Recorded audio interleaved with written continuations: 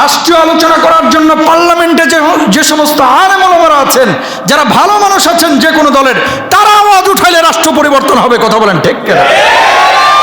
ওই যে হানজালা ভাই কালকে দেখলাম মাথায় পাগড়ি লাগায় বলছে, লিডারকে গালি দিলে যদি বিচার হয়, প্রধানমন্ত্রীকে সমালোচনা করলে যদি জেলে যেতে হয়, তার বাবাকে সমালোচনা করলে যদি জেলে যেতে হয়, বছরের বছর জেল খাটা লাগে, আল্লাহর নবীকে অস্বীকার করলে, কটাক্ষ করলে, গালমন্দ করলে কেন বিচার হবে না?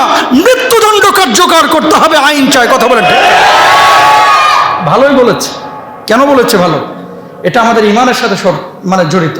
আমরা তো এমন মেম্বারই চাই যারা আল্লাহর নবী, আল্লাহর রাসূল সাল্লাল্লাহু আলাইহি ওয়াসাল্লামের ইজ্জত নিয়ে সারা পৃথিবীর বুকে বুক উঁচিয়ে মাথা উঁচিয়ে বাঁচবে ইনশাআল্লাহ। বলেন ইনশাআল্লাহ। নবীকে ভালোবাসেন না? তো যাই হোক, আমি যেখান থেকে কথাটা বলছিলাম, চায়ের দোকানে, রেস্টুরেন্টে এগুলো গীবত পরনিন্দা আপনারা কেউ করবেন না, সবাই বলেন ইনশাআল্লাহ। তো আল্লাহ সুবহানাহু ওয়া তাআলা পারিবারিক জীবন, রাষ্ট্র অনেক পরের বিষয়। মনে রাখবেন, আপনি যদি প্রেসিডেন্ট হতেন, ধরে নিলাম যে আপনাকে আল্লাহ তাআলা প্রেসিডেন্ট হওয়ার তৌফিক দিয়েছেন বা এমপি মন্ত্রী হওয়ার তৌফিক দান করেছেন, আপনি রাষ্ট্র কিভাবে চালাইতেন? আপনি পরিবারটাকে যেভাবে চালান, যদি পরিবারে আপনি সঠিকভাবে মেনটেন করতে পারেন, রাষ্ট্র আপনি মেনটেন করতে পারতেন। যদি পরিবারটা নিজের বউকে সামলাইতে না পারেন, আপনি হিরঞ্চিকেও সামলাইবেন কেমনে? কথা বলে না কেন? নিজের ছেলেকে সামলাইতে যদি না পারেন, আপনি রাষ্ট্রীয় নাগরিকদের কিভাবে সামলাবেন? ভুল বুঝেন না। রাস্তাঘাটে অনেক চোর ডাকাত আছে না? এই চোর ডাকাত আপনি সামলানোর কথা বলতেছেন, কিন্তু বাড়ির ডাকাত আপনি সামলাইতে পারেন না। ছেলেটা টাকা মেরে দেয়, বউ কথা শুনতেছে না, আরেকজন পাশের মহল্লার এইটাকে আপনি শুদ্ধ করতে পারতেছেন না, আপনি রাষ্ট্র কিভাবে সামলাবেন? এই জন্য মূল কথা ইসলামের, শুদ্ধতার শুরুটা হতে হবে পরিবার থেকে। কোথা থেকে? আরো জোরে, কোথা থেকে? কথাগুলো কলিজায় লিখে নিয়ে যাবেন, এটা পলিটিক্যাল কোনো কথা না। আপনি খেয়াল করে দেখেন, আপনার আশপাশে যে মানুষটা আছে, সবাই কিন্তু অন্যকে নিয়ে ব্যস্ত। কে চুরি করছে, কে সুদ খাইছে, কে ডাকাতি করছে, কে মারছে, কে আরেকজনের হক নষ্ট করছে। এদিকে নিজে যে আনজামেরা পাঞ্জা দিয়ে সুদ খেয়ে বয়ে রয়েছে ডিলার নিয়ে, এটার কিন্তু খবর নাই। এই জন্য পরিবার থেকে শুদ্ধতার অভিযান শুরু করতে হবে ইনশাআল্লাহ। আল্লাহ রাব্বুল আলামিন কি বলছেন একটু খেয়াল করেন। ইয়া আইয়ুহাল্লাযীনা আমানু কু আনফুসাকুম ওয়া আহলিকুম নারা।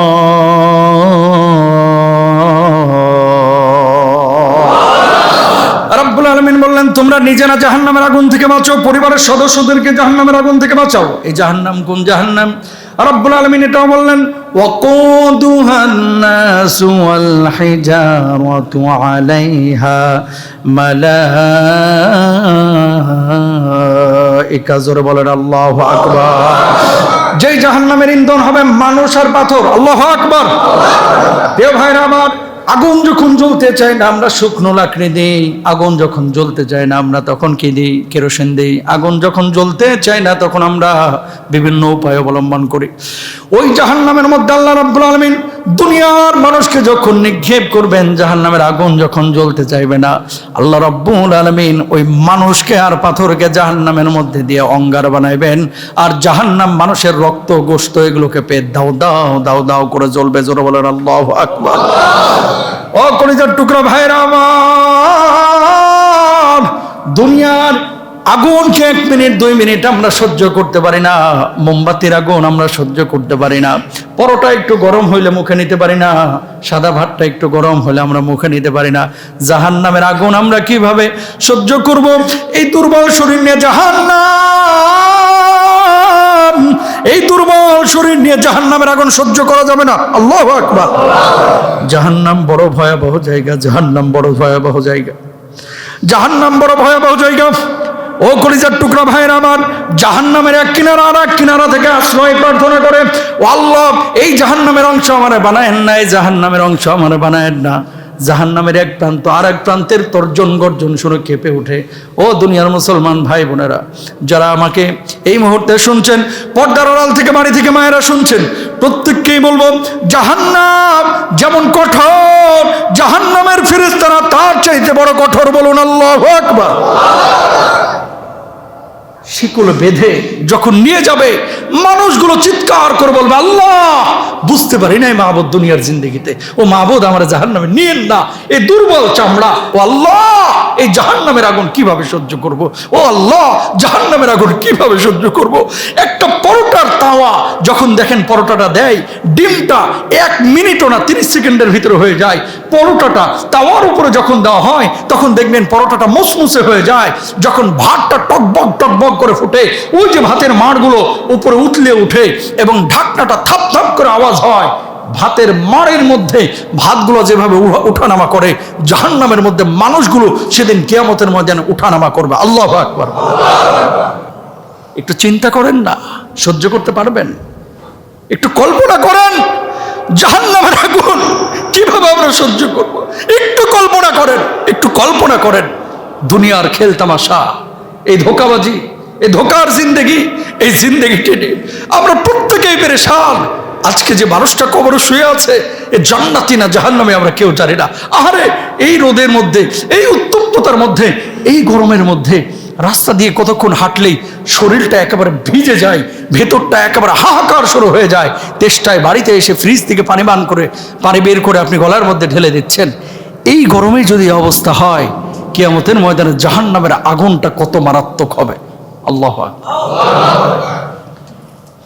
কলিজার টুকরা ভাইরা আমার, কোন কোন মানুষ কিয়ামতের ময়দানে বিনা হিসাবে হাসতে হাসতে জাহান্নামে যাবে। আর কিছু কিছু মানুষ নিজেরা সৎ কাজ করেছে, ভালো কাজ করে দুনিয়া থেকে বিদায় নিয়েছে, কিন্তু সন্তান সন্ততি কিয়ামতের ময়দানে আল্লাহ রাব্বুল আলামিনের সামনে দাঁড়ায় যাবে। ও আল্লাহ, আমার বাপ জান্নাতে যাচ্ছে, আমার মা জান্নাতে যাচ্ছে। আল্লাহ, আমার বাপ যদি এই দুনিয়ার জিন্দগিতে যদি বুঝাইতো, যদি নামাজ পড়াইতো, যদি দিন ফলো করাইতো, দিন বানাইতো, আল্লাহ আপনি আজকে আমাকে হয়তো বা জাহান্নামে দিতে পারতেন না। সুতরাং আমার এই দায়ভার আমার বাপ মাকেও নিতে হবে, কারণ আমার বাপ মা শেখায় নাই। রব্বুল আলামিন বললেন, কি বলো এগুলো? মানুষজন তখন জবাব দেবে, وقالوا ربنا إنا أطعنا سادتنا وكبراءنا فأضلونا السبيلا। আল্লাহ, আমারে ধরার আগে আমার বাপটারে ধরেন, আমারে ধরার আগে আমার পীর সাহেবরে ধরেন, আমারে ধরার আগে আমার খতিবরে ধরেন। নাউজুবিল্লাহ বলেন না কেন? সতর্ককারী হিসেবে আল্লাহ যাকে দায়িত্ব দিয়েছিল সে আপনাকে সতর্ক করে নাই। বুঝাইতে পারছি? আপনার দায়িত্ব কিন্তু একরকম, আমার দায়িত্ব আর এক রকম, আপনার বাপ মার দায়িত্ব আর এক রকম। অনেক বাবারা চায়, অনেক মায়েরা চায় আমার ছেলেটা নামাজ পড়ুক, আমার ছেলেটা দিনদার হোক, অথচ বাপ নিজে নামাজ পড়তেছে না। হিসাব দেওয়া লাগবে না? লাগবে কি লাগবে না বলেন? এই জন্য কলিজার টুকরা ভাইরা আমার, নিজে নামাজ পড়বো, সন্তানদেরকে নামাজের জন্য আদেশ করবো, ইনশাল্লাহ বলেন। যেগুলো জুমা না পড়ে এখন বিছনার উপরে শুয়ে শুয়ে মোবাইল টিপাটিপি করতেছে, বাড়ায় চামড়া উঠে ফেলাবেন ছেলে মেয়ে, ভাত বন্ধ নামাজ না পড়লে। কথা বলেন ঠিক কেনা? 7 বছর থেকে আদেশ। কয় বছর থেকে? আমি খুব খুশি। ওই যে দেখেন ছোট ছোট বাচ্চা আপনারা নিয়ে এসেছেন, মনে রাখবেন, এই যে দেখেন, এই যে আল্লাহর ওলি বসে আছে, মাশাআল্লাহ। এই যত ছোট বাচ্চা মসজিদে বাড়বে, এলাকা তত বেশি সুন্দর হবে, ইনশাল্লাহ বলেন। ব্রিটিশদের একটা নিয়ম কি জানেন? ইংল্যান্ড আমেরিকা একটা রুলস হচ্ছে, এরা মুরব্বীদের নিয়ে অত ভাবে না, এরা মধ্যবয়স্ক নিয়ে এত ভাবে না, এরা ইয়াং জেনারেশন নিয়ে ভাবে। তবে তার চাইতে বেশি ভাবে এই যে 7 বছর, 5 বছর, 6 বছর, 8 বছর, 2 বছর এই বাচ্চাদেরকে ওরা বলে পিউপিল। কি পিউপিল? পিউপিল মানে হচ্ছে রাজার সন্তান, রানীর সন্তান। এই থিমটা যদি বাংলাদেশের মানুষ আমরা নিতাম, শুধু এই থিমটা, আমি দিনের কথা বলতেছি না, ইসলামের অনেক নীতি নৈতিকতা ওদের মধ্যে আছে, কিন্তু ঈমান নাই। আমাদের এখানে অনেক লোক আছে যারা আমরা ঈমানের মধ্যে থাকি দাবি করি, কিন্তু ঈমানের আদব আখলাক, ইসলামের আদব আখলাক আমাদের অনেকের মধ্যে নাই। কথা বলেন ঠিক কিনা? এই যে ছোট ছোট বাচ্চাদেরকে ওরা এত পায়রুটি কেন দেয়? এদের চিকিৎসা ফ্রি, বাসে উঠলে এদের কোনো পয়সা নাই, স্টুডেন্টদের সমস্ত বাস ফ্রি। এই বাচ্চাদেরকে পায়রুটি এই কারণেই দেয় যে এরাই আগামীর পৃথিবীটা গড়বে। কথা বলে মুরব্বী মানুষটা এখন উনি নামাজ পড়বে, কালাম ইবাদত বন্দেগী করবে, খাবে দাবে ঘুমাবে, ইমান নিয়ে মরে যাবে, ঝামেলা শেষ। কথা বলেন ঠিক কিনা? কিন্তু আগামীর ব্রিটেন আমেরিকা, আগামীর পৃথিবীতে গড়বে এই পিচ্ছিরা।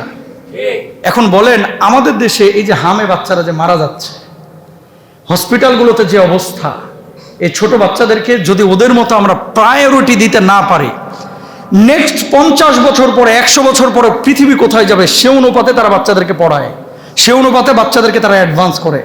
আর আমাদের বাচ্চার গুলারে এখন কিন্ডার গার্ডেনে দিছি, মায়েরা সকাল থেকে সন্ধ্যা পর্যন্ত 17টা কোচিং করাইতে করাইতে জুয়ান মা বুড়ি হয়ে যাইতেছে।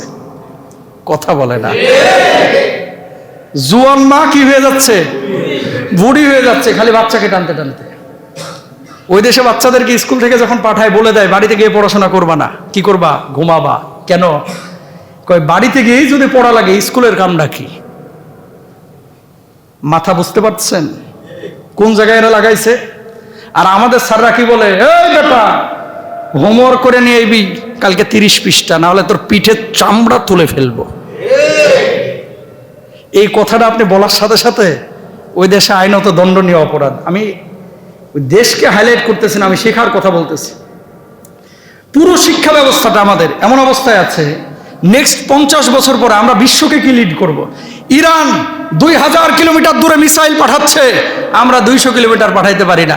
আমগো মিসাইল পহিলা বৈশাখে দেখছেন না? ওরে বাপ রে বাপ, আমগো মিসাইল হচ্ছে বাঁশ দিয়ে বানানো। কথা বলেন না কেন? আমি আমাদের মিসাইল নিয়ে কথা বলছি না, আমি বলছি আমাদের যারা হর্তাকর্তা, যারা মাথা, বিশ্ববিদ্যালয়ে যারা পড়েছে, ওরা গবেষণা করবে মিসাইল নিয়ে, ওরা গবেষণা করবে আন্তর্জাতিক ওই ড্রোন নিয়ে, ওরা গবেষণা করবে বাংলাদেশ থেকে মিসাইল ছোড়া হবে, আমাদের সার্বভৌমত্ব কেউ যদি আঘাত করে ওই মিসাইল গিয়ে ওয়াশিংটনে আঘাত করতে পারবে। কথা বলেন ঠিক কিনা? এমনি এমনি না, যদি আমাদেরকে আঘাত করে, যদি যুদ্ধ লাগে। কথা বোঝেন নাই? এইগুলো নিয়ে সেখানে গবেষণা করবে। আমগো গবেষণা হয় বাঁশ দিয়া কিভাবে পেঁচা বানানো যায়। নাউজুবিল্লাহ বলেন না? ওরা হাসে এগুলো দেখে, বুঝছেন? কালচার ভালো, কিন্তু সেই কালচারগুলো এমন হওয়া চাই যেগুলো সৃজনশীল। এই বাচ্চারাই আগামীর বাংলাদেশ, এই বাচ্চারাই আগামীর পৃথিবী, এই বাচ্চারাই কিন্তু আগামী বিশ্বের নেতৃত্ব নিবে। এই বাচ্চাদেরকে যদি এখন থেকে আপনি প্রায়োরিটি না দেন, এই বাচ্চাদেরকে যদি না শেখান, এই বাচ্চারা কি করবে? ওরা বানাইতেছে পেঁচা, এরা বানাবে ভাল্লুক। কথা কয় না? এবার কিন্তু পেঁচা পোচা অতটা চোখে পড়ে নাই, এবার পড়ছে অন্য ক্যাটাগরির জিনিস। আমি যে কথা বলতে যাচ্ছি, কাঁচাই না নোয়াইলে বাস, পাকলে করে ঠাস ঠাস। আমি আবারও বলি, আপনার মূল সম্পদ আপনার বাড়িটা না, আপনার মূল সম্পদ ফ্যান্টাসির সামনের ওই দোকানগুলো না, আপনার মূল সম্পদ হচ্ছে আপনার এই বাচ্চাটা। মূল সম্পদ কে? বাচ্চা। এরা মানে হুজুর ওই ছাড়ছে ওই দেশ কিন্তু বাচ্চার জন্য আর দিনের জন্য। যে দিনটা মুখ্য হয়ে গেছে, আমি হয়তো আমার বাচ্চাকে ঠিক রাখতে পারবো, কিন্তু তার বাচ্চাও ঠিক রাখতে পারবে কিনা এটা তো আল্লাহু আ'লাম। যারা রেখেছে তাদেরকে স্যালুট, কিন্তু যারা রাখতে পারে নাই, ব্যর্থতা আমাদের। আমি যে কথা বলতে যাচ্ছি, বাচ্চাগুলোকে প্রায়োরিটি দেন। 7 বছরে নামাজের আদেশ করেন, 8 বছরে নামাজে আরেকটু তাগাদা দেন, 9 বছরে আরেকটু জোরালো তাগাদা দেন। 10 বছরে মসজিদে যাবি না তো তোর ভাত বন্ধ, তোর কাপড় বন্ধ, তোর ঘোরা বন্ধ। কথা বলেন ঠিক? তাহলে কি হবে? ছেলেটা ছোটবেলায় নামাজটা শিখতেছে। ও কলিজার টুকরা ভাইয়েরা আমার, এই জন্য খেয়াল করেন, আল্লাহ রাব্বুল আলামিন বললেন, ওয়া আহলিকুম নারা, জাহান্নামের আগুন থেকে তোমার পরিবার সদস্যদেরকে বাঁচাও। নবীজি সাল্লাল্লাহু আলাইহি ওয়াসাল্লাম, বুখারী মুসলিমের হাদিস, কুল্লুকুম রাইন ওয়া কুল্লুকুম মাসউলুন আন রাইয়াতিহি, তোমাদের মধ্যে প্রত্যেকে দায়িত্বশীল, আর প্রত্যেকেই কিয়ামতের ময়দানে আল্লাহ রাব্বুল আলামিনের সাথে জিজ্ঞাসিত হবে, সামনে জিজ্ঞাসিত হবে। জোরে বলেন সুবহানাল্লাহ। তাহলে পরিবারের সদস্য কে আছে? আপনার বাবা, আপনার মা, আপনার ছেলে মেয়ে, আপনার স্ত্রী পরিজন। নিজে খালি নামাজ পড়লে হবে না, হাজি হইলে হবে না, নিজের পরিবারের সদস্যদেরকে। আপনার হজ করা মানে ওমরা করা বারবারের চাইতে জরুরি ছেলেটাকে নামাজি বানানো। আপনি নিজে যে বারবার ওমরায় যাচ্ছেন আর ছেলে নামাজ পড়ে না, গাঞ্জট্টি হয়ে গেছে। আপনি চেষ্টা করবেন এই ছেলেকে, চেষ্টার পরে 18 বছর হইল না, বিপদগামী হয়ে গেছে, আপনি দায়ী থাকবেন না। মনে রাখবেন, আপনি হাফেজ বানানোর জন্য চেষ্টা করেছেন, হয় নাই, কিয়ামতের ময়দানে আল্লাহ আপনাকে হাফেজের বাবা হিসেবে মর্যাদা দিবেন। সুবহানাল্লাহ। কেন বলেন তো? সৎ কাজের নিয়ত করলে, আপনি যে চেষ্টা করেছেন এটার প্রতিদান দিবেন কে? এখন আপনি চেয়েছেন ছেলেকে ভালো করতে, কিন্তু হয় নাই কোনো কারণে, সওয়াব আল্লাহ আপনাকে দেবেন, কিন্তু আল্লাহ আপনার হৃদয়ের অবস্থাটা দেখবেন যে আপনি আসলে চেষ্টা করেছেন কিনা। এবার আসেন, পরিবারের একটা উল্লেখযোগ্য পার্ট হচ্ছে আপনার স্ত্রী। আপনার কি? স্ত্রী। খয়রুকুম, নবীজি বলেছেন তোমাদের মধ্যে উত্তম সেই ব্যক্তি, খয়রুকুম খয়রুল আহলিহি, যে তার পরিবারের মধ্যে উত্তম, মানে স্বামীর কাছে স্ত্রী উত্তম, স্ত্রীর কাছে স্বামী উত্তম, মানে স্ত্রীর কাছে যে স্বামী উত্তম আল্লাহর কাছেও সে স্বামী উত্তম। সুবহানাল্লাহ বলেন। আবার স্বামীর কাছে যে স্ত্রী উত্তম আল্লাহর কাছেও সে উত্তম। সুবহানাল্লাহ বলেন। বিয়ের উদ্দেশ্যটা কি বলেন? বিয়ের উদ্দেশ্য কি খালি বাচ্চা পালা?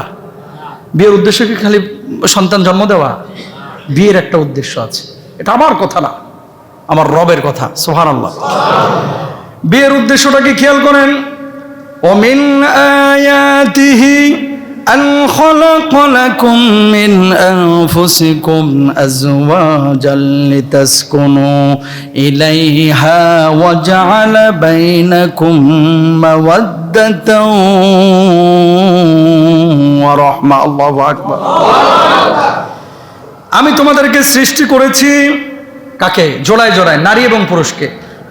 আল্লাহ রাব্বুল আলামিন বললেন এটাও একটা নিদর্শন কার? আল্লাহ। এবং এই যে বন্ধনগুলো, বৈবাহিক সম্পর্কগুলো আল্লাহ রাব্বুল আলামিন দিয়েছেন কেন? লিতাসকুনু ইলাইহা, যাতে করে একে অপরের কাছে গিয়ে তোমরা সুখ পাও, শান্তি পাও। সুবহানাল্লাহ। তাহলে স্বামী এবং স্ত্রীর সম্পর্কটা আল্লাহ তাআলা দিয়েছেন যাতে করে আমরা একে অপরের কাছে কি পাই? শান্তি পাই। তিনটা উদ্দেশ্য দেখেন। তাসকুনু ইলাইহা মানে হচ্ছে মানসিক প্রশান্তি, 2 নম্বর হচ্ছে মাওয়াদ্দা, ভালোবাসা, আর 3 নম্বর হচ্ছে রহমা, দয়া। সুবহানাল্লাহ বলেন। উদ্দেশ্য কয়টা? একটা হচ্ছে মানসিক প্রশান্তি। আপনি কি জানেন এখানে আমরা যারা বসে আছি হয়তো না হলে 60% মানুষ, 40% পাবেন এরকম যারা আসলেই শান্তিতে আছে, আর ম্যাক্সিমাম মানুষ মানসিকভাবে স্ত্রীর উপরে বা স্বামীর উপরে বিরক্ত। আপনি স্বীকার করেন বা না করেন, এটা বিরক্ত এবং শান্তি নাই। বাড়িতে ঢুকে দারোগার মতো, বাইরে থাকে মেসো বিড়ালের মতো, কথা বলে না। বাইরে যখন থাকে একেবারে নাদান না খান্দা, আর বাড়ি থেকে বউর সাথে ভাব নাই, যেন থানার দারোগা আইছে। কোনো সময় মুখে হাসি নাই, কোনো সময় একটু রহমের কথা নাই, ভালোবাসার কোনো কথা নাই।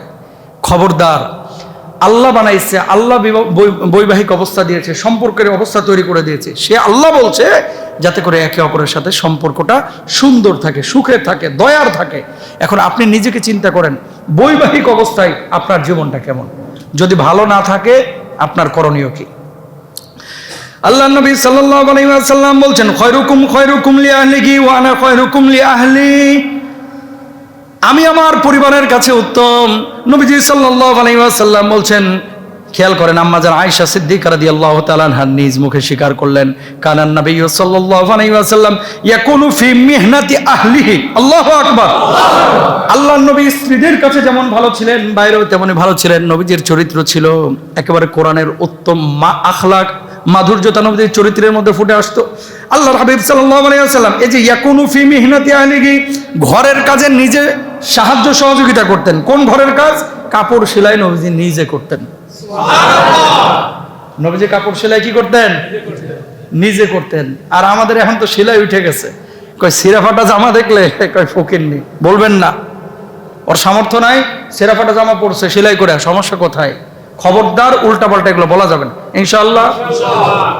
কারণ সব মানুষের কিন্তু সামর্থ্য একরকম না, প্রিয় ভাইরা আমার। নবীজি আম্মা জান আয়েশা সিদ্দিকা রাদিয়াল্লাহু তাআলা আনহা বলছেন, নবীজির কোনো জামা কাপড় যদি ছিঁড়ে যেত আল্লাহর নবী নিজ হাতে সেলাই করতেন। বউকে পর্যন্ত দিতেন না, যাক সেলাই কর, এরকম বলতেন না। সুবহানাল্লাহ। 2 নম্বর শুনলে আরো অবাক হবেন, নবীজি সাল্লাল্লাহু আলাইহি ওয়াসাল্লাম নিজের ঘর নিজে ঝাড়ু দিতেন। সুবহানাল্লাহ। আমার নবী নিজের ঘর নিজে ঝাড়ু দিতেন। কয়দিন দিছেন আপনি? অনেকে যদি ঝাড়ু দেয় বেড়া না হিজড়া, বউ ধুইয়া নিজে ঝাড়ু দেয়, দেখছো নি? এবারটা দেখি বউর ভক্ত, বউরে শাসন করতে পারে না, এরকম কিছু লোক আছে না নাই? অথচ আমার নবীজি নিজে করেছেন। সুবহানাল্লাহ বলেন। জুতা ছিঁড়ে গিয়েছে নবীজি সাল্লাল্লাহু আলাইহি ওয়াসাল্লাম। সুবহানাল্লাহ। আম্মা জান আয়েশা সিদ্দিকা রাদিয়াল্লাহু তাআলা আনহা যখন রান্না বান্না করতেন, আল্লাহর নবী সাল্লাল্লাহু আলাইহি ওয়াসাল্লাম মশলা লাগায় দিতেন, কেটে কুটে দিতেন। সুবহানাল্লাহ বলেন। তো এগুলো যদি নবীজি করতে পারেন, আপনার আমার করার দরকার আছে না নাই? আছে। 2 নম্বর আরেকটি বিষয় দেখেন, আল্লাহর হাবিব বিশ্বনবী সাল্লাল্লাহু আলাইহি ওয়াসাল্লাম একদিন আম্মা জান আয়েশা সিদ্দিকা রাদিয়াল্লাহু তাআলা আনহাকে বললেন, আয়েশা চলো একটু দৌড় প্রতিযোগিতা করি। আল্লাহর হাবিব সাল্লাল্লাহু আলাইহি ওয়াসাল্লাম প্রথম দিন হেরে গেলেন, দ্বিতীয় দিন আম্মা জান আয়েশা সিদ্দিকা রাদিয়াল্লাহু তাআলা আনহা তিনি হারলেন। আল্লাহর হাবিব বললেন, হাদিহি বিতিলকা, সুবহানাল্লাহ, তুমি সেদিন হারাইছিলা, আজকে তোমার হারায় দিলাম, ওই দিনের বদলা নিয়ে নিলাম। আল্লাহু আকবার। আয়েশা রাদিয়াল্লাহু তাআলা আনহাকে এই কথা বলার নবীজির কোনো দরকার ছিল? বরঞ্চ হারানোর পর আবার বলতেছে যে আয়েশা সেই দিনের বদলাটা কিন্তু আজকে আমি নিয়ে নিলাম। একবার জোরে সরে বলেন সুবহানাল্লাহ। আলোচনাটা নিজে করতেছি, আপনারা শুনছেন, কিন্তু এটার ভেতরের যে চরিত্রটা একটু কল্পনা করেন, যে আমার মায়ার নবী বাহিরে যেমন ছিলেন, ভেতরে কতটা আরো সহনশীল ছিলেন। বাইরে তো আসেনি, বাইরেও যেমন, ভেতরে আরো বেশি। সুবহানাল্লাহ বলেন। শুনেন, আমি যে এখন জুব্বা টুপি পাঞ্জাবি লাগায় আসছি, আমার তো দেখলে মনে হয় যে বাপ রে বাপ, গত রাত্রেই মনে হয় জান্নাত থেকে চলে আসছেন উনি দেশে। আমার ঘরের ভেতরের চরিত্রকে আপনি জানেন? প্রত্যেকটা মানুষের ভেতরে কি আছে এটা তার ঘরের মধ্যে ফুটে ওঠে। আর এটা প্রেসিডেন্ট জানে না, থানার ওসি জানে না, চেয়ারম্যান জানে না, মন্ত্রী জানে না, এমপি জানে না, জানে হচ্ছে জরিনার মা। কথা কোন ঠিক কিনা? কখন লুঙ্গি কোথায় থাকে আর কোথায় জামা, কখন কি পরেন, আপনার আচরণটা কি, এটা কেউ জানে না আল্লাহ ছাড়া, আর এই জরিনার মা ছাড়া, জরিনার বাপ ছাড়া। জরিনার বাপের খবর জানে হচ্ছে জরিনার মা, জরিনার মায়ের খবর জানে হচ্ছে জরিনার বাপ। এছাড়া পৃথিবীর আর কেউ জানে না। জানে কে? আল্লাহ। এই জন্য দেখবেন পারিবারিক ম্যাক্সিমাম এই যে হাদিসগুলো, এগুলো আম্মা জান আয়েশা বলেছেন। সুবহানাল্লাহ বলেন না? কারণ এই হাদিসগুলো কি সাহাবীরা জানতেন? নবীজি ঘরের মধ্যে কখন আলু কাটছে, কখন পেঁয়াজ কাটছে, সুবহানাল্লাহ, কখন জুতার ফিতা সেলাই করছে, কখন জামা সেলাই করছে, এগুলো কি আবু বকর জানতো? ওমর জানতো? জানতেন না। তো জানতেন কে? আম্মা জান আয়েশা। এজন্য আম্মা জান আয়েশা বলেছেন। আল্লাহু আকবার। কল্পনা করেন, সুবহানাল্লাহ। এরপরে দেখেন, আমরা অনেক সময় বউদের কথা শুনতেই চাই না। বাড়ি করবেন 3 তলা, বউ বলতেছেন খবরদার এখন 3 তলায় হাত দিও না, 2 তলা রাখছো, এটাই ভালো আছে। এই তুই বুঝোস কি, আমার উপর দিয়ে কথা কস? বউয়ের পরামর্শ আমরা নিতে চাই না। একটা কথা বলি, নবীজি সাল্লাল্লাহু আলাইহি ওয়াসাল্লাম দেখেন কোরআনুল কারিমে আছে, ওয়াশাউিরহুম ফিল আমর, দুনিয়ার যে কোনো কাজ এটা পরামর্শ ভিত্তিক যখন করবেন, এটার মধ্যে বারাকা ঢেলে দিবেন কে? আল্লাহ। হুদাইবিয়ার সন্ধিতে 1000 সাহাবী নিয়ে নবীজি সাল্লাল্লাহু আলাইহি ওয়াসাল্লাম আসলেন মক্কায়। কিসের জন্য? উমরা করার জন্য। কাফেররা রাস্তা আটকায় দিল, এবার আর উমরা টুমরা করতে পারবো না, ফিরে যাও। কয় কেন, কি হয়েছে? কয় এবার ফিরে যাও, আমরা যেতে দিব না। সাহাবী রাদিয়াল্লাহু আনহুম আজমাইনের রক্তে ফিনিক মেরে উঠলো, চমকে উঠলো। এই বেটা, চিনোস না আমরা কে? উমরা এই 450 কিলোমিটার পথ হাইটে আসছে, উট নিয়ে আসছে, উমরা করতে দিবে না বললেই হইল? কিন্তু আল্লাহর ইশারা, নবীজির কাছে ওহী চলে এসেছে, চুক্তি তারা যেটা করতেছে এটা করে ফেলাও। সুবহানাল্লাহ বলেন। কয় বছর উমরা না করে ফিরে যেতে হবে, সামনে বছর আসবা, কোনো তরবারি টরবারি আনতে পারবা না, তোমাদের ওখান থেকে কেউ আসলে আমরা ফেরত দেব না, কিন্তু আমাদের মক্কা থেকে মদিনায় কেউ গেলে আমাদের কাছে ফেরত দিয়ে দিবা। এরকম কিছু চুক্তি করলো, যে চুক্তিটাকে বাংলা ভাষায় আপনি এভাবে সংজ্ঞায়িত করতে পারেন, মামুর বাড়ির আবদার। কার বাড়ির আবদার? কার বাড়ির আবদার? মামুর বাড়ির আবদার। তো স্বাভাবিকভাবেই তো রক্ত গরম হবে সাহাবীদের, যে আমাদের ওখান থেকে কোনো লোক যদি এখানে চলে আসে তোগো দলে, তাহলে ফেরত দিবি না, আবার তোদের এখান থেকে কেউ মদিনায় গিয়ে ইসলাম কবুল করলে এরা আবার ফেরত দিতে হবে। বুঝছেন? মানে তাল গাছটা নিজের রেখে সবগুলো চাপাইয়া দিছে মুসলমানদের উপরে। তো সাহাবীদের রক্ত গরম হয়ে গেছে। ইয়া রাসূলুল্লাহ, একবার খালি বলেন, দেখেন কচু কাটা করে কেটে ফেলাবো। উমরা করে যাবো না মানে? এত দূর থেকে 450 কিলোমিটার এই পাথরের পথ হেঁটে আসা কি চারটিখানি কথা নাকি?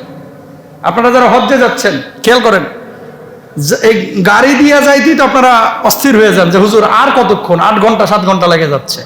সেখানে তারা হেঁটে এসেছে। আল্লাহর নবী বললেন, এই সাহাবীরা ক্ষান্ত হও, একটু ধৈর্য ধারণ করো। আল্লাহ তাআলা বললেন, নবী মেনে নেন, তার শর্তগুলো মেনে নেওয়া হলো।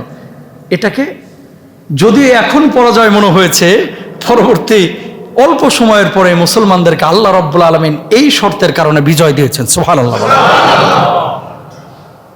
নবীজি মেনে নিলেন, সাহাবীদেরকে বললেন সবাই ক্ষান্ত হও, আমরা উমরা না করে চলে যাব, সবাই মাথা ন্যাড়া করে ফেলো আর তোমাদের ওই পশুগুলো কোরবানি করে ফেলো। কি পশুগুলো কোরবানি করে ফেলো। কোনো সাহাবী উঠতেছে না। সবার ভিতরে একটা মানে এটা নবীজির আদেশ অমান্য না, মানে একটা অভিমান কাজ করতেছে। ইয়া রাসূলুল্লাহ, এ মামুর বাড়ির আবদার করলো আর আপনি চলে যাচ্ছেন, এটা তো মানতে আমাদের কষ্ট হচ্ছে। এমন না যে নবীজির আদেশ অমান্য করতেছে। নবীজি বললেন সবাই মাথা হলক করো, পশুগুলো কোরবানি করে ফেলো। কেউ উঠতেছে না। নবীজি তখন নিজে তাঁবুর মধ্যে চলে গেলেন। তাঁবুর মধ্যে বসা ছিলেন নবীজির স্ত্রী উম্মে সালামা রাদিয়াল্লাহু তাআলা আনহা। আল্লাহু আকবার। দেখেন দেখেন কি বলছেন উম্মে সালামা, ওগো নবীজি, কেউ আপনার কথায় সাড়া দিল না, হয়তো একটু পরে দেবে, তবে আপনার একটা আমি পরামর্শ দিতে চাই, আপনি নেবেননি? আল্লাহর নবী বললেন উম্মে সালামা, বলো বলো কি পরামর্শ আছে। তাঁবুর মধ্য থেকে আপনি বের হয়ে যান, কোন সাহাবী আপনার যারা এই সাথী বর্গ এখানে আছে, কে মাথা হলক করলো, কে কোরবানি করলো, আপনি মোটেও তাকাবেন না। আপনি নিজের মাথাটা নিজেই হলক করেন, নিজেই চুলগুলো ফেলায় দিয়ে নিজের পশুটা কোরবানি করে দেন। আমার বিশ্বাস একজন সাথীও সাহাবীও বসে থাকবে না, আপনার এই কাজের সঙ্গে সঙ্গে তারা কোরবানি করে দেবে, হলক করে দেবে। জোরে বলেন সুবহানাল্লাহ। পরামর্শ দিলেন কে? উম্মে সালামা রাদিয়াল্লাহু আনহা। নবীজি উম্মে সালামার কথা শুনে তিনি তাঁবু থেকে বের হয়ে মাথা কামায়া তিনি পশুটাকে কোরবানি করে দিলেন। জোরে বলেন আল্লাহু আকবার। আরো জোরে বলেন আল্লাহু আকবার। এবার একটা কল্পনা করেন তো, পরামর্শটা কার নিয়েছে?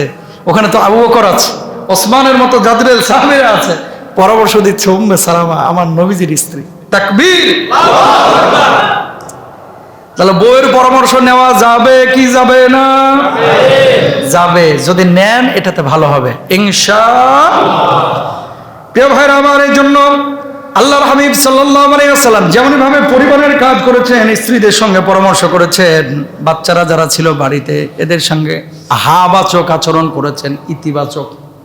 বর্তমান বিজ্ঞান একটা কথা বলছে, পশ্চিমা বিশ্বের সবাই যারা ব্রেন নিয়ে গবেষণা করে, কি নিয়ে? ব্রেন নিয়ে যারা গবেষণা করে, তারা একটা কথা বলছে, ছোট বাচ্চাদেরকে যত আপনি পজিটিভ কথা বলবেন, মানে ইতিবাচক কথা বলবেন, এরা তত পজিটিভ মাইন্ডেড হবে। আর যত আপনি নেগেটিভ কথা বলবেন, খালি না এটা করিস না, ওটা করিস না, ওটা করিস না, ওটা ধরিস না, ওটা বলিস না, এরকম আছে না কিছু লোক, সারাক্ষণ খালি স্যাপসেন করতে থাকে সারাক্ষণ। যারা এই কাজগুলো বেশি করে এদের বাচ্চা কাচ্চাগুলো পরবর্তীতে নষ্ট হয় বেশি। নাউজুবিল্লাহ বলেন। আমার নবী ছিলেন বাচ্চাদেরকে কখনো ওই যে প্রহার করেন নাই।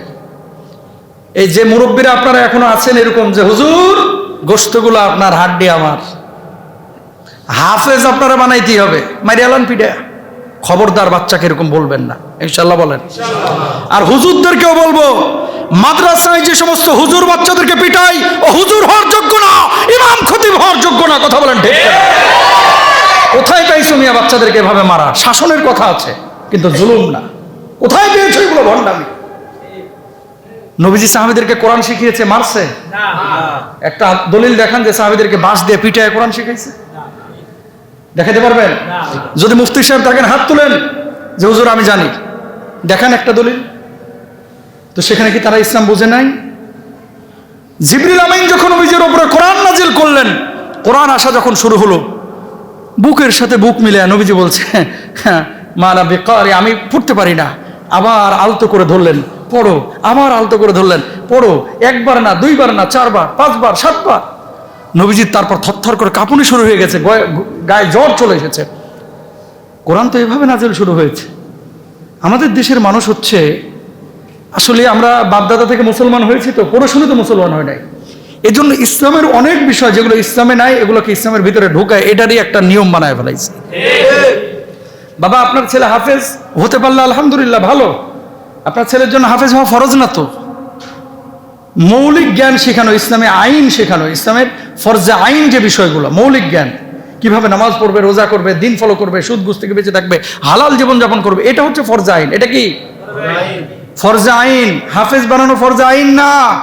যদি হয় আলহামদুলিল্লাহ, নূরুন আলা নূর, আপনি হাফেজের বাবা, কিয়ামতের ময়দানে আল্লাহ আপনাকে ইজ্জত দিবেন। না হয় পেরেশানির কিছু নাই তো, ওরে নিয়ে এসে আপনি আলিয়া মাদ্রাসায় দেন, কওমি মাদ্রাসায় দেন। অন্য জায়গায় দেন, বা স্কুলে পড়াইলেও প্রতিদিন আপনি মাদ্রাসার সাথে তাল্লুকাত রাখেন। হুজুর হাড্ডি আপনার, গোশত আমার, এই গোশত আপনার, হাড্ডি আমার, এই সমস্ত কথা আগের যুগে মানুষ না বুঝা বলছে। আমার বাবা বলে আসছিল, আমার বাবা বলে আসছিল ছোটবেলায়, কিন্তু এই কথা এখন বলা যাবে না, কারণ এখনকার বাচ্চারা অনেক সফট। মোবাইল আপনি বুঝেন কি, কদ্দুর বুঝেন? ওদের হাতে দিয়ে দেখেন। এটাকে আপনি স্কুলে শিখাইছেন? কথা বলেন। যে কথাগুলো বলতেছি এগুলো কিন্তু আমার কথা বলতেছি না। বিশ্ব চলছে এক গতিতে, বাংলাদেশ চলছে আর এক গতিতে। কথা বলেন না কেন? এই যে আইফোনটা, এই ফোনটা ওরে দেন, দেখবেন যে ও অনেক কিছু বুঝে, আপনি বুঝেন না। চাচারে দিলে চাচা খালি লারবো, এটা হলুদ সাদা, আর ফোন আসলে খালি কচ করছে, কই নীলটা কোনটা, টিপ মারে আর ধরে, আর লালটা কাটছে ফোনটা ইয়া করে দেয়, রেখে দেয়, মানে লালটা দিয়ে কাটে, সবুজটা দিয়ে ধরে। এই থিম ছাড়া আর কিচ্ছু জানে না। আর ওদেরকে দেন দেখেন কত কি বাইর করে ফেলায়। মানেটা কি? আপনি কি ওদেরকে স্কুলে শিখাইছেন? খুব চিন্তা করবেন বিষয়টা। এই জিনিসগুলো ওরা শিখছে কিভাবে? নিজে নিজে টিপে টিপে কিন্তু শিখে ফেলাইছে। তার মানে কি, যারা এটা নিজে শিখতে পারে তাদের ভিতরে ক্রিয়েটিভিটি আছে। অনেক জিনিস ওরা বুঝে যেটা আপনি বুঝেন না। তার মানে কি, আল্লাহ তাআলা তাদের মেধাটাকে ওইভাবেই কিন্তু এখন তৈরি করে দিয়েছেন। ওদেরকে যদি ওইভাবে গাইড করতে পারেন, এই ছেলেগুলোই ইরানের ওই আয়াতুল্লাহ খামেনির মতো বিশ্বকে লিড করবে। কথা বলেন। কিন্তু আমরা পারতেছি না সেটা, এটা আমরা পারতেছি না। গোটা ব্রিটেন আমেরিকায় আর বই নাই, কিন্তু এখন বই দিয়ে পড়ায় না বাচ্চাদেরকে। তারা এখন সফটওয়্যার দেয়, অ্যাপস দেয়, ডিজিটাল করে পড়াচ্ছে। ওই দেশগুলোতে বাচ্চা কাচ্চারা স্কুলে যাওয়ার জন্য পাগল, আর আমাদের বাচ্চাদেরকে এখনো লাঠি দিয়ে পিটাইতে পিটাইতে নিতে হয়। কথা বলেন না কেন? এই যে আমার বাচ্চাদেরকে লন্ডনে ভর্তি করছিলাম না, সকালবেলা ওইটা পাগল করে ফেলায়, কখন স্কুলে যাব, কখন মাদ্রাসায় যাব। স্কুল থেকে যখন নিয়ে আসি তারা আসতে চায় না, মনটা কালো হয়ে যায়, খারাপ হয়ে যায়। তো এই যে আগ্রহ, ওখানে যাওয়ার জন্য পাগল আর এখানে না যাওয়ার জন্য পাগল। তার মানে কি, ওই পরিবেশটা আমরা দিতে পারি নাই। আমি আপনাদেরকে বলবো, আপনাদেরও দায়িত্ব আছে ভাই, আপনাদেরও দায়িত্ব আছে। সব কিছু বাংলাদেশের স্কুলগুলোর উপরে নির্ভরশীল, মাদ্রাসার উপরে নির্ভরশীল হওয়া যাবে না। বাচ্চাদের প্রথম ইনস্টিটিউট হচ্ছে আপনার পরিবার, আপনার পরিবার, আপনার পরিবার। 50% জিনিস বাবার থেকে আর মার থেকে শিখে। আপনি যদি মুখ খারাপ করেন কারোকে, আপনার ছেলেটা ওই মুখ খারাপ শিখবে। আপনার অ্যাটিটিউড, আপনার বলা, আপনার কথা, এ সব কিছু শিখে কিন্তু আপনার থেকে, আপনার ওয়াইফের থেকে। এর জন্য আমি বলি ভাই, বাচ্চারা হচ্ছে আপনার মূল অ্যাসেট। প্লিজ বাচ্চাদেরকে সবসময় স্যানস্যান করেন না, নাবাচক কথা বলেন না। এদের সাথে পজিটিভ থিঙ্কিং, হাবাচক কথা বলেন, এবং বাচ্চাদেরকে সৎ বানান, বাচ্চাদেরকে ইতিবাচক মনোভাব নিয়ে বেড়ে ওঠান। দেখবেন এই বাচ্চাগুলোই আগামীর বিশ্বকে লিড করবে ইনশাআল্লাহ। আল্লাহ কবুল করুক, সবাই বলেন আমিন। প্রিয় ভাইরা আমার, এরপর আল্লাহর নবী সাল্লাল্লাহু আলাইহি ওয়াসাল্লামের স্ত্রী আম্মা জানা আয়েশা সিদ্দিকা রাদিয়াল্লাহু তাআলা আনহা, তিনি বলছেন, মা দরাবা রাসূলুল্লাহ সাল্লাল্লাহু আলাইহি ওয়াসাল্লাম শাইউন কাত্তুন বিয়াদিহি। জোরে বলেন সুবহানাল্লাহ। আল্লাহর নবী তার গোটা জীবনে একদিনও কোনো স্ত্রীকে মারেন নাই। আল্লাহু আকবার বলেন। নবীজি জীবনে কোনো স্ত্রীকে মারেন নাই। তবে হ্যাঁ, ঝগড়া যে হয় নাই, মান অভিমান হয় নাই, এটা মনে করেন না। নবীজি কোনো কারণে অভিমান হয়েছে, বাড়ি থেকে বের হয়ে গেছেন, আবার একটু পরে বা কিছুদিন পরে আবার ঠিক হয়ে গেছে, আবার চলে এসেছেন। কিন্তু এই যে মারধর করা, প্রহার করা, এটা ইসলাম অনুমোদন করে না। কখনো বউদের গায়ে হাত তুলবেন না। এবং অনেক স্ত্রী আছে, আমি জানি না বাড়ি থেকে আওয়াজ পাচ্ছে কিনা, গণমাধ্যম আছে, মিডিয়া আছে, আওয়াজ পাবে কোনো না কোনো। কোন বউ যদি স্বামীর গায়ে হাত তুলে, ওই বউয়ের হাতও জাহান্নামে, ও জাহান্নামে। যেটা এই জামানায় এখন চলতেছে, সম অধিকার, এগুলো অধিকারের অপব্যবহার। কোন স্বামীকে কোন স্ত্রী যদি গালমন্দ করে, মারে, প্রহার করে, আঘাত করে, ওই স্ত্রী জাহান্নামে। যেমনই ভাবে স্ত্রীকে মারা যাবে না, স্ত্রীর কোনো কথন, বলন, চলন স্বামীর সাথে এরকম অ্যাটিটিউড করা যাবে না। কারণ কোন স্ত্রী মারা যাওয়ার পরে স্বামী যদি বলে যে স্ত্রীটা ভালো ছিল, আমার আল্লাহ বলছে ওই স্ত্রী ভালো, তার জন্য জান্নাতের ফয়সালা, সুবহানাল্লাহ। আর যদি স্ত্রীকে খারাপ বলে, তাকে জাহান্নামে যেতে হবে। আল্লাহ মাফ করুক, আমিন বলেন। এরপর আল্লাহর হাবিব সাল্লাল্লাহু আলাইহি ওয়াসাল্লামের সাহাবী রিদওয়ানুল্লাহি আনহুম আজমাইন, নবীজি সাল্লাল্লাহু আলাইহি ওয়াসাল্লামের নাতি নাতনি ছিল দুইজন। ওই যে একাধিকের মধ্যে হাসান এবং হুসাইন রাদিয়াল্লাহু তাআলা আনহুমা, ভুল বলছি, দুইজন না, একাধিক নাতি নাতনি ছিলেন। কিন্তু হাসান হুসাইনের একটা কথা বলতে গিয়ে কথাটা আসছে। আল্লাহ নবী সাল্লাল্লাহু আলাইহি ওয়াসাল্লাম এত বেশি ভালোবেসেছেন এই দুই নাতিকে, উনি সিজদায় চলে গিয়েছেন, দুই নাতি এসে ঘাড়ের উপরে উঠেছেন। নবীজি মাথা ওঠান নাই। সাহাবীরা পেছন থেকে মনে করেছেন আল্লাহ নবীর কি রূহ কবজ হয়ে গেল কিনা। নবীজি সাল্লাল্লাহু আলাইহি ওয়াসাল্লাম কতক্ষণ পরে মাথা উঠিয়েছেন, দেখলেন হাসান হোসেন ঘাড়ের উপরে ছিল, এই জন্য নবীজি ইমামতিতেও মাথা ওঠান নাই। আল্লাহু আকবার। তেমন ভালোবেসেছেন। নবীজি খুতবা দিচ্ছেন, হাসান হোসেন নিচে এসে জুব্বা টানতেছেন। নবীজি 1-1.5 মিনিট খুতবা বন্ধ করে দিলেন। খুতবা যখন বন্ধ করে দিয়েছেন, খুতবা বন্ধ করার পরে এবার হাসান হোসেন দৌড় দিয়ে চলে গিয়েছেন। একটাবার কল্পনা করেন তো, যদি বাংলাদেশে এরকম সিস্টেম হতো যে নাতি আসছে খতিব সাহেবের বা ইমাম সাহেবের ছেলে মেয়ে আসছে, খুতবা বন্ধ করে দিয়েছে, জুব্বা টানছে, আসরের আগে ইমাম আর খতিবের চাকরি শেষ। কথা বলেন না কেন? পিরিতি লাগাইবেন, পিরিতি বাড়িতে মসজিদে না। কিন্তু নবীজি এতটা সহনশীল ছিলেন বাচ্চাদের উপরে। হাসান হোসেন যখন সামনে আসছেন, নবীজি ধমক দিতে পারতেন না। এই জন্য ছোট বাচ্চা মসজিদে কেউ নিয়ে আসলে সেট করে উঠবেন না। মনে রাখবেন, এই বাচ্চারাই আগামীর বাংলাদেশ, এই বাচ্চারাই কিন্তু আগামীর বিশ্বকে লিড করবে। এই বাচ্চারাই বড় বড় মুফতি হবে, মুহাদ্দিস হবে, বড় বড় খতিব হবে। সুতরাং এদেরকে আমরা মসজিদে নিয়ে আসবো। আজকে যারা বাচ্চা কাচ্চা নিয়ে এসেছেন, আমি আপনাদেরকে ওয়েলকাম জানাই। আল্লাহ আপনাদেরকে জাযায়ে খায়ের দান করুক। আমিন বলেন, আরো জোরে বলেন আমিন। সব শেষ, 2-4 মিনিটের মধ্যে আলোচনা শেষ করব। নবীজি সাল্লাল্লাহু আলাইহি ওয়াসাল্লাম এই যে পারিবারিক বন্ধনটাকে স্ট্রং করা, স্বামী স্ত্রীর মধ্যে ভালোবাসা বাড়ানো, এটার জন্য কিছু তরিকা বলে দিয়েছেন, কিছু পয়েন্ট বলে দিয়েছেন। এই আলোচনাটা করেই 3-4 মিনিটের মধ্যে আলোচনা শেষ ইনশাআল্লাহ তাআলা। 1 নাম্বার, আল্লাহর হাবিব সাল্লাল্লাহু আলাইহি ওয়াসাল্লাম ঘরের কাজে যেহেতু স্ত্রীদেরকে সহযোগিতা করেছেন, আপনারাও ঘরের কাজে সহযোগিতা করার চেষ্টা করবেন ইনশাআল্লাহ বলেন। 2 নাম্বার, নিজের ওপরে স্ত্রীকে প্রায়োরিটি দেওয়ার চেষ্টা করবেন। নিজের ওপরে আমরা সবসময় কি করি, নিজে যেটা পছন্দ করি সেটাই আমরা স্ত্রীর উপরে চাপায়া দিই। আবার স্ত্রীরা নিজের পছন্দের বিষয়টাকে আমরা প্রায়োরিটি দিই না। মুমিন আপনার সামাজিক জীবন বলেন, পারিবারিক জীবন বলেন, নিজের উপর অন্যকে যখনই প্রাধান্য দিবেন, আল্লাহর নুসরত আপনার উপরে আসবে, সাহায্য আসবে। সুবহানাল্লাহ বলেন। দোয়া করবেন একে অপরের জন্য, স্বামীও করবেন, স্ত্রীও করবেন। কি দোয়া? সবাই বলেন আমার সাথে, রব্বানা হাব লানা মিন আজওয়াজিনা ওয়া যুররিয়াতিনা কুররাতা আ'য়ুনিন ওয়াজআলনা লিল মুত্তাকিনা ইমামা। আল্লাহু আকবার। আপনিও করবেন, আপনার স্ত্রীকেও এই দোয়াটা করতে বলবেন নামাজের পরে ইনশাআল্লাহ। এরপর আল্লাহর হাবিব সাল্লাল্লাহু আলাইহি ওয়াসাল্লামের হাদিস কি, রহিমাল্লাহু রাজুলান কামা মিনাল লাইলি ফাসাল্লা ওয়া আইকাযা ইমরাআতাহু। জোরে আল্লাহু আকবার। আমার কথা না, নবীজির হাদিস, আবু দাউদ শরীফের 1308 নম্বর হাদিস। আল্লাহ সেই ব্যক্তির উপরে রহম করেন, সেই পরিবারের উপরে রহম করেন যে রাতে উঠে নামাজ পড়ে এবং তার স্ত্রীকেও জাগিয়ে দেয় নামাজ পড়ার জন্য। আল্লাহু আকবার। তাহলে নিজে নামাজ পড়বেন আর বউরে একটু আদর্শ করে বলবেন যে তুমিও নামাজ পড়ো, ধমকায় না, ঠিক আছে? একটু ভালোভাবে বুঝান যে দেখো তাহাজ্জুদ তো আল্লাহর কাছে সবচেয়ে প্রিয়, সুতরাং আমি পড়তেছি, তুমিও পড়ো। আমি ফজরটা পড়তে গেলাম মসজিদে, তুমিও ঘরের মধ্যে ফজরটা পড়ো ইনশাআল্লাহ বলেন। তো যদি এই কাজ করেন, আমার নবী বলছে সুনানে আবু দাউদের হাদিস, ওই পরিবারের উপরে, ওই ব্যক্তির উপরে, ওই স্বামী স্ত্রীর উপরে আল্লাহর রহমের প্রবাহ চালু হয়ে যায়। সুবহানাল্লাহ।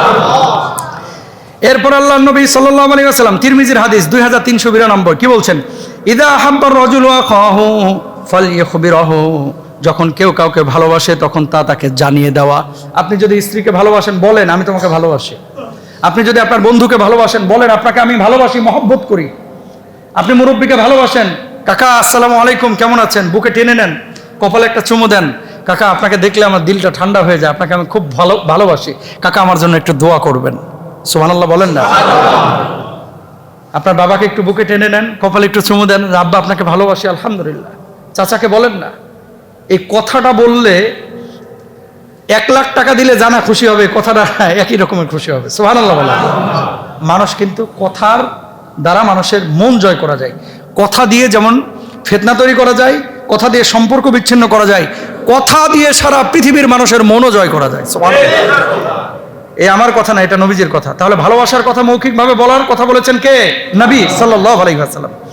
এরপরে হচ্ছে তাবাসসুমুকা ফি ওয়াজহি আখিকা সাদাকা। জামে তিরমিজির 1956 নম্বর হাদিস। স্ত্রীদের সঙ্গে হাসি মুখে কথা বলা এবং নম্র আচরণ করা, এটাও সাদাকা। ধরেন 2000 টাকা দান করলে তো পয়সা খরচ হয়, একটা হাসি দিতে কয় টাকা খরচ হয়? ও আপনাদের এখানে তো হাসি দিলে খরচ হয় মনে হয় টাকা পয়সা, চুপ করে বসে রয়েছেন দেখে, হাসলে কি ক্ষতি হয়? আরে মুসল্লির সাথে আপনার দেখা হলো, খতিবের সাথে দেখা হলো, দোকানদারের সাথে দেখা হলো, আগে মুচকি হাসিটা দিয়ে সালাম দিবেন, আসসালামু আলাইকুম ভাই কেমন আছেন, এই দেখে তাকান, আমার মুখের দিকে তাকান, আসসালামু আলাইকুম ভালো আছেন ভাই, আল্লাহু আকবার কেমন আছেন আপনি, এই যে কথাটা বললেন একটা সদাকার সব আল্লাহ তাআলা আপনার আমলনামায় লিখে দিলেন।